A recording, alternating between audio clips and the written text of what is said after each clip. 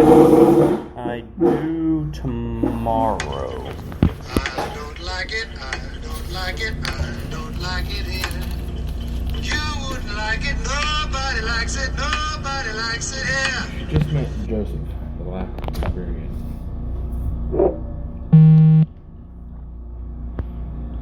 Okay, so Yeah, he introduced himself. yeah, Joseph and and they're like, I have got the annals for you. Because Prandine ordered them burned. And he was like, no. Nevers. Joseph is the unsung hero of the next two books. And he just has the annals. Mm-hmm. He doesn't have a piece of the Bible. No. No. So, What is it with these magical artifacts that they can't seem to destroy and just break apart and hide? the best way I can kind of describe it, their power is similar to that of Uncle Sam from DC. You know who Uncle Sam from DC Comics is, right? Mm-mm. Okay. So Uncle Sam is actually one of my favorite DC heroes, who's legit he's out there. He's the personification of America. And his power is equal to how patriotic America is. So let's to freedom. So on 9/12, he was at his zenith of power. If it says anything, when the Civil War happened, he split into two people. Uncle Sam and Johnny Reb. It was Johnny Reb and something else. I can't remember. Billy Yank. Yeah, something like that. Yeah, but he's and he leads a team called the Freedom Fighters. And in the original comic run, they were fighting Nazis. Nazis ended up winning the war in World War II, Mm-hmm. and it's him and the Freedom Fighters are fighting the Nazis and stuff. He's amazing to look into. He's real cool. At one point, he could beat, in my opinion, depending on how, if Superman went evil and Uncle Sam rose up and everybody going, "Oh, USA, USA," I could think Uncle Sam could beat Superman.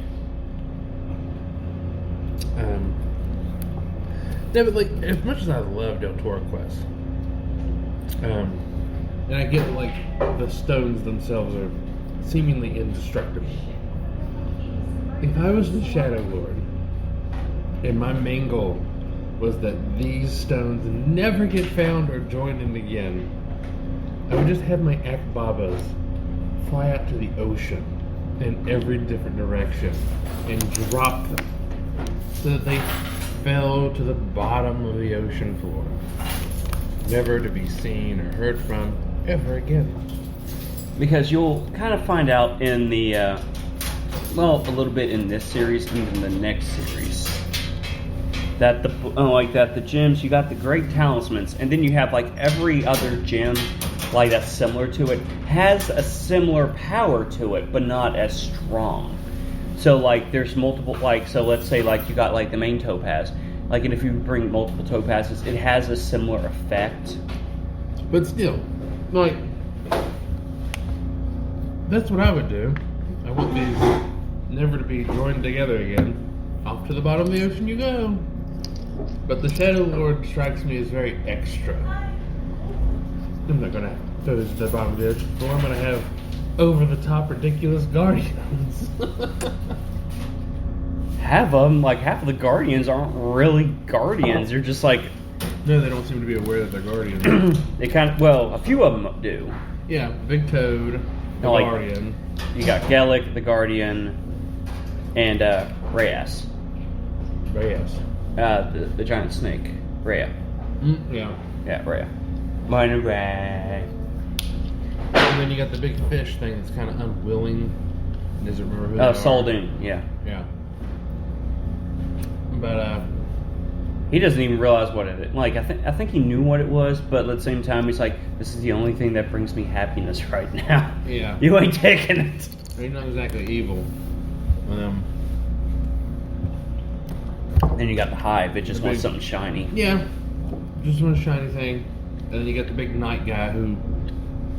He doesn't really give. No, to- I feel like the Akbaba dropped it. He just picked it up and was like, in my chest plate. in my sword. It was in his sword. Your sword, yeah. Yeah. And then with the Gulls, that was more along the line that the Gulls could give two shits. He's just trying to protect his home. The maze. Yeah. The wonderful, complicated maze that took them half the book to get through. Oh wait, it didn't, because it was just a fucking cave.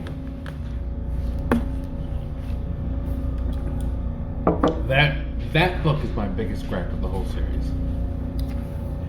It's worse than 3 in your opinion? It's the worst one.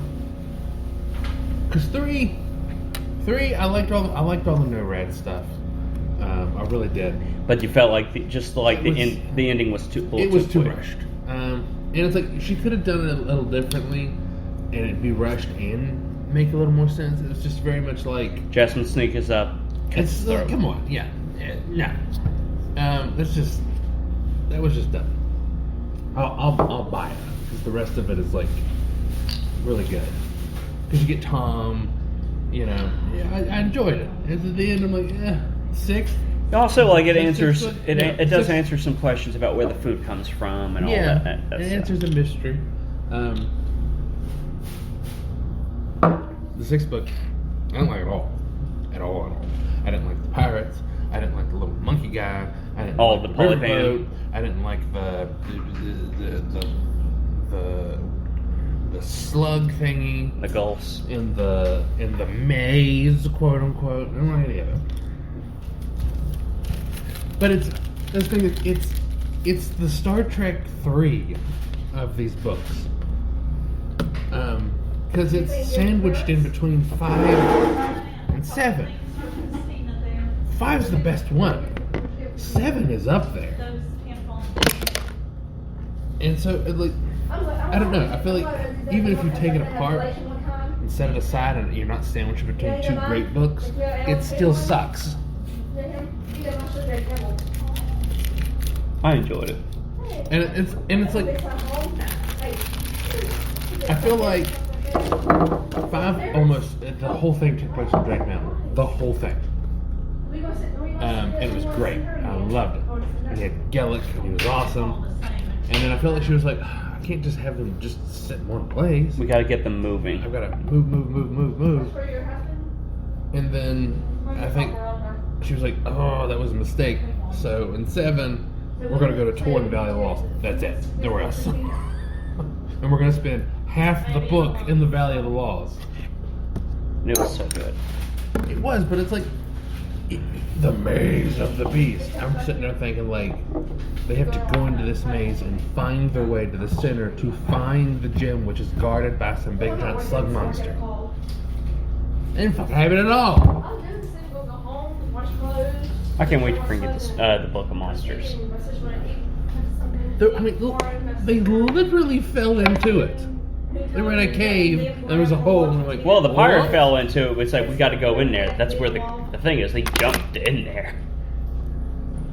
It's not a maze. And they're in there for 10 minutes. It seems like 10 minutes could be hours. Maybe a whole hour. Oh, it's a maze. You're supposed to get lost in it. It's supposed to take forever. I wanted a Harry Potter maze and Trials of Tournament. I want different things in there. Oh, the Gulls is the main creature of that maze. Kills everything else and slimes it. Puts it to a wall. That's the same. Like, once you see like the visual pictures and stuff, especially like when it talks about the horror aspect of like the bodies and stuff they see that's like coated in this slime, forever horror stricken. But there's no maze. It's like the slightly large cavern of the beast. What sounds better? We'll go with maze. Call it the pit of the beast. Whoa, that sounds better. Ooh. When you say maze, you present a certain amount of expectations on what's going to happen. And it did not meet your expectations. At all. This is the weakest book for me. It is.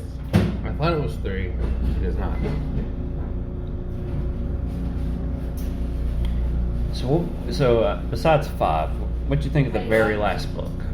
It was really good.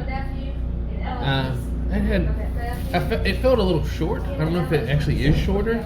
A lot of stuff goes on, but like what you're... Yeah, there's constantly something going on. Nevitz was fucking awesome. I need more Nevitz. I wasn't expecting a giant, like a golden giant, like covered with fur, and like tearing Grey Guards apart and tossing them. Like that was awesome. And then how he had to like, if like kept trying to Nevitz, no, not yet. Nevitz angry.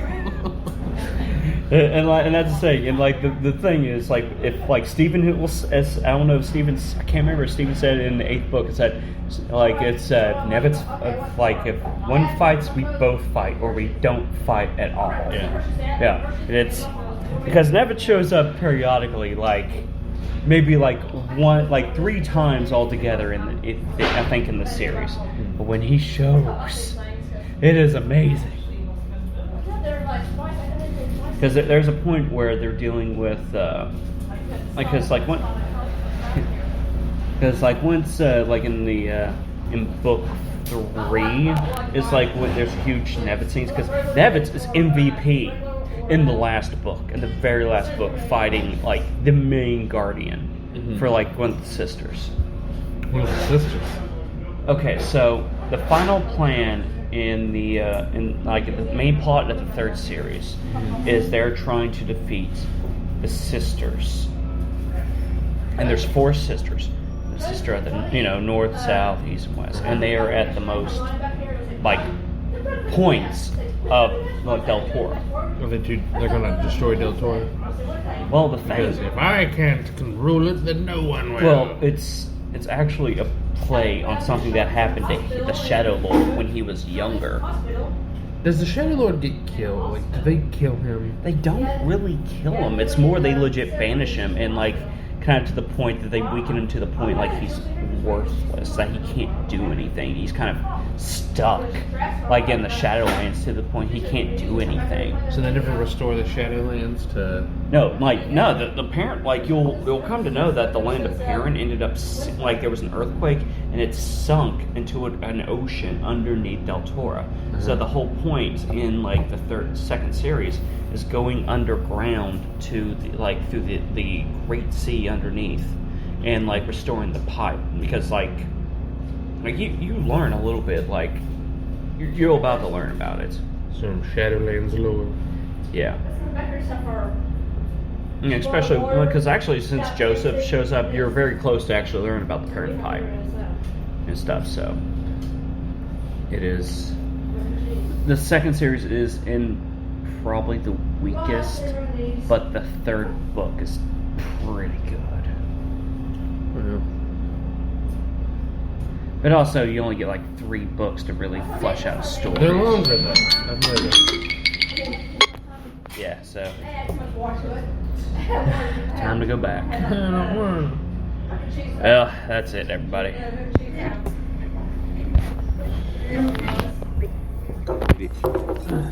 Hurry up! We're not even supposed to be on this podcast. I'm with you. Real Cuddle Productions is. Oh.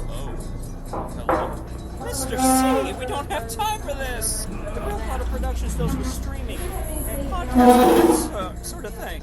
And I... Hurry up now! These are all podcasts we do. Look up Kaiju Review for You. Through the Eyes of an Ensign. Cartoon Nami. 15 Minutes of Hell. With episodes that get published weekly. Now, let's hurry up before we're found out. Hey, what are you doing? Oh no, cheese it! Look us up! Thank you for listening to this podcast by the Real Cuddle Productions. We hope you enjoyed it as much as we did making it. Reach out to us on our Facebook page at facebook.com/TheRealCuddleProductions or at our email at